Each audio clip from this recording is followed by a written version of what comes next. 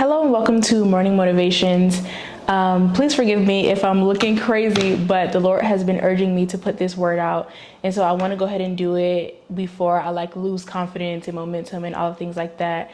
I started Pink Devotions at the beginning of this year on another channel and had dedicated myself to doing a daily devotional. And I wasn't really aware of how everything was going to happen and go. And so I didn't prepare well and I eventually just stopped doing it. And here we are in October. And yesterday, as I was just kind of praying and seeking the Lord about anything that He had told me to put my hand to that I wasn't doing anymore or that I had been lackadaisical about, for Him to reveal that to me. And literally in 2 seconds, these morning motivations came back to me because I was talking to my mom about this the other day as well, or yesterday. And she was saying, you don't know how important encouragement is. And I know that I've been in a place where I really just needed somebody to tell me hey, you can do it. And so sometimes we can underestimate how important it is for us to be that spot or place or voice of encouragement. And so hopefully I can be that for you. Whenever you check in, that I can have, that something will be here for you and that you can receive encouragement. So it's not going to be super long, and I want to get right into it and not take too much of your time. But the Lord has been ministering to me about the difference in a comfort zone and a fear cocoon. And I was, just kind of again meditating and asking the Lord, Lord, I don't want to be in fear anymore. I don't want to be afraid to put myself out there. I don't want to be afraid to, start relationships or friendships. I don't want to be afraid to ask questions and be in the mix of people in any capacity. And so he began to minister to me about what we call our comfort zone. And there's been some things that I've received for myself. So, okay, I'm an introvert, right? I don't like to be in large crowds. Anything, I just am not great talking in groups. I'm better one-on-one. And so all these things that I have received from myself, and I'm so this thing that requires me to do something against what I've received is out of my comfort zone, and I can't go out of my comfort zone. And the Lord was revealing to me that it's not a comfort zone, it's a fear cocoon. Right? It's a place of fear that literally you filter every action, everything you do, everything you say, everything you are, everything you wear, everything you post. You filter it all through this fear. And if fear says no, then you don't do it. And so I had to sit there and really think about wow, how many opportunities have I given up because fear said no? Instead of saying, you know what, fear, you're not the ruler of my life. You're not Lord over my life. God is Lord over my life. And so I'm going to do what the Lord has set forth for me to do. Because what we don't understand is that our comfort zone is killing our promise. And you might be like, well, how exactly is it? I haven't lost anything. But the thing is, whenever you do something and whenever the Lord is telling you to do something and you filter it through fear. So maybe you even put your foot to the path to do it, but it's a certain limit that you put on it because you're that's too much. That's too deep. That's too hard. That's too far out of my comfort zone, right? It's killing part of your promise. Whenever, one thing that we underestimate as well is how important relationship with other people is, right? How connections and community, how important that is when we're talking about doing work for the Lord, right? The Lord, he's called all of us to some sector or group of people. And so when you reject that, and you might be like, well, I don't want to be rejected. Well, I get that. But when you yourself reject, okay, I'm not going to speak because I don't want them to think I'm weird. I'm not going to speak because I am afraid that this might actually turn into a friendship that then I have to open myself up to rejection. I don't want to say hello because are they trying to say hello? Are they avoiding me? So all of these things, all of these places of fear that we sort of have, put a fence right around here and a fence around there. So I'm not going to post this because what will people think? I'm not going to say this because what will people think? I'm not going to speak. I'm not going to, engage because I don't want to be rejected. I don't want to be, I'm afraid, right? I'm fearful of rejection. I'm fearful of judgment. And so anyway, I'm saying all of that to say is that we have to be mindful when we go through our day And we're saying that we're yielding the day to the Lord. Lord, whatever you tell me to do, whatever you tell me to say, I'll say it because you're Lord over my life.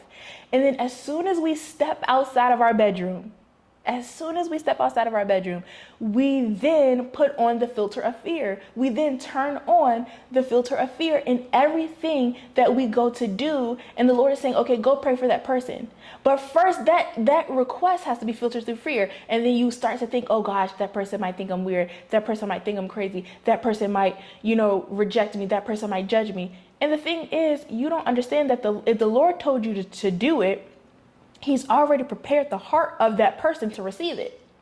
Right? So you're walking down the sidewalk and you're like determined to be looking at your phone all the way until you pass that person. But that person may have just needed you to say, hey, good morning.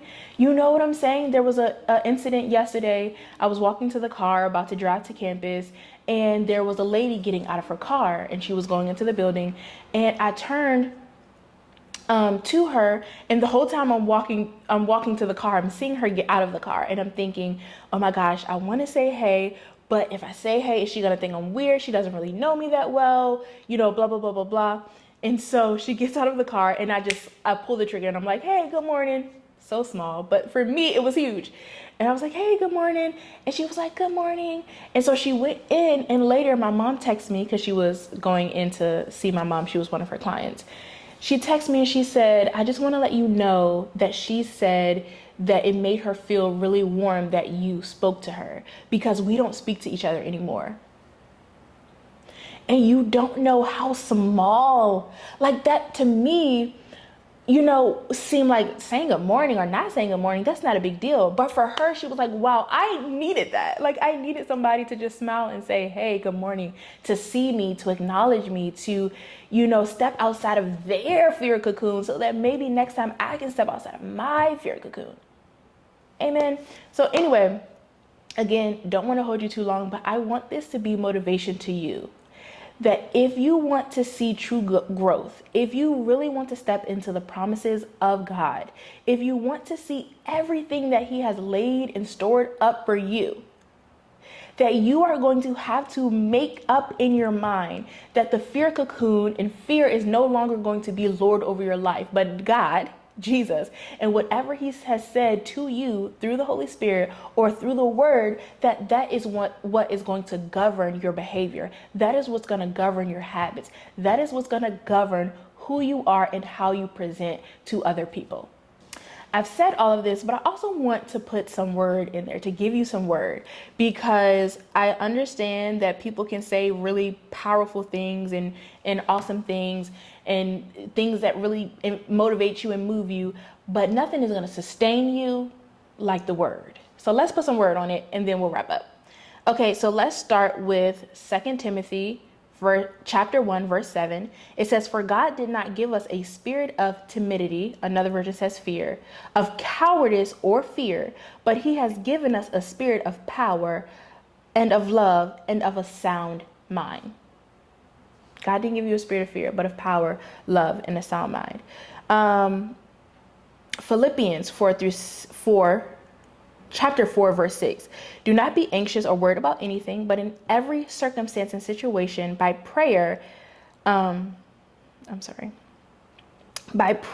petition with thanksgiving, continue to make your specific requests known to God.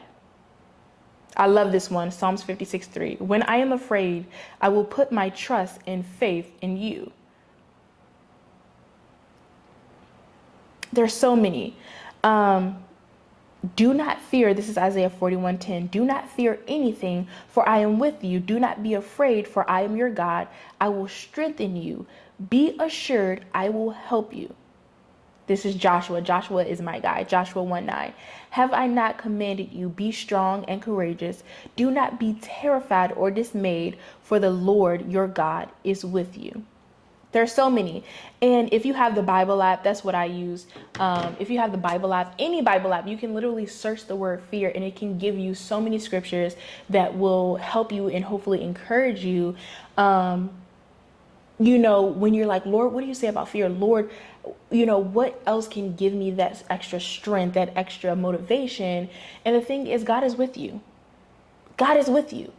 in anything that you're doing, speaking to a person, having an interaction, putting yourself out there, God is with you. And that's really all that we need. And it can feel, scary at first. But I would say start with one thing. Start today. Like, you know what? I'm going to be determined that every person that I see, I'm going to say good morning. I'm going to be determined that when I go into the grocery store, I'm not going to go to the self-checkout because I want to avoid interaction, but I'm going to go to an open lane and I'm going to just speak to the person that's checking my groceries out. Hey, how you doing? Thank you. Have a nice day. That's it. When I walk down the sidewalk, I'm going to put my phone away and speak to the person that's walking beside me. Hey, how's it going? Hey, how you doing? In the elevator, put your phone away in the elevator. It's a 30-second ride. Hey, what floor are you going to? Okay, yeah, get off. Hey, have a nice day. Have a good one.